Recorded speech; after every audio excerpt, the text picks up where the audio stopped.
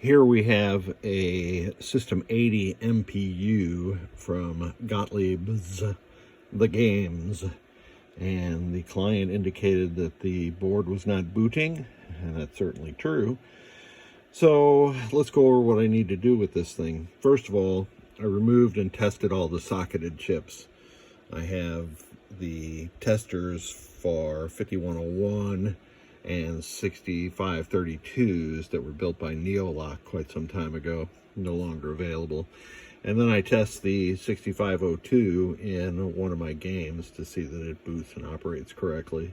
I have a chip tester, it's my Chinese chip tester I call it, that tests 74XX logic, and I have tested these 7400 and 7404s. What I noticed when I pulled these out is these chip sockets have got to go. These are some craptastic chip sockets. I can probably put that in and pull it out with my finger only. And then the other thing that we're going to need to do to this board, and it's probably not killing this board, but it's going to eventually, is this alkaline corrosion. And that corrosion there on the 4081, or I forgot what that is. Heavens. And so all this stuff's going to go. So I'm going to scrape that right now and get to this. Well, first of all, let's check these edge connectors. Yeah, those are good. A lot of times alkaline drips down onto these edge connectors and it makes the board almost impossible to repair. Oh, and by the way, one of these 6532s did test bad.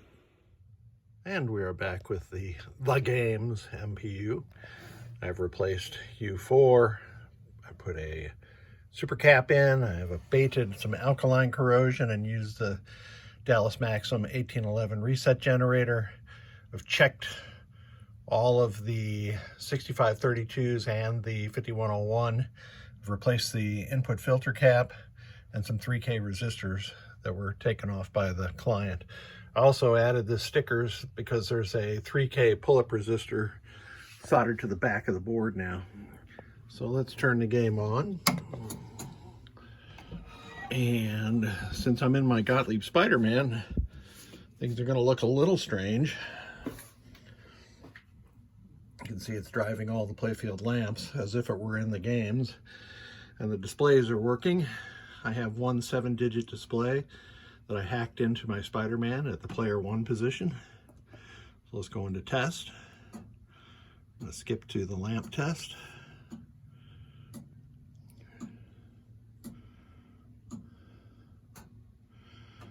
And you can hear the coin door relay, and now all the lamps are cycling.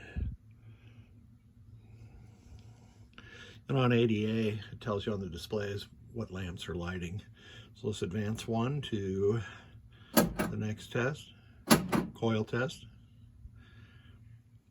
On Spider-Man, coils 3 and 4 do not exist.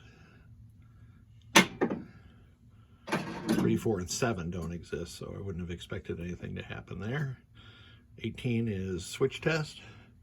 So I'm going to use my homemade switch tester to go diagonally across the switch matrix, and you can see those are showing just as they should. I'm going to skip, well, let's do 77. Okay, I wasn't sure that 77 would not cause another problem. Sometimes 77 does different things on System 80 games. Okay, this is the display test.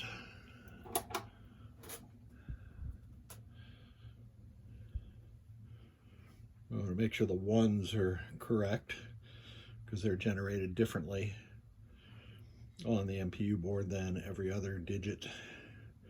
And I'll let this go through the 3s just to make sure that everything's being driven correctly, because there was some significant rework that had been done to the display outputs on this board.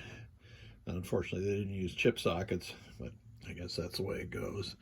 The next test is memory test, showing 99, which means everything is working perfectly. And that is it. So this board is good to go back into the games, and this should make your your wife happy with your recent purchase?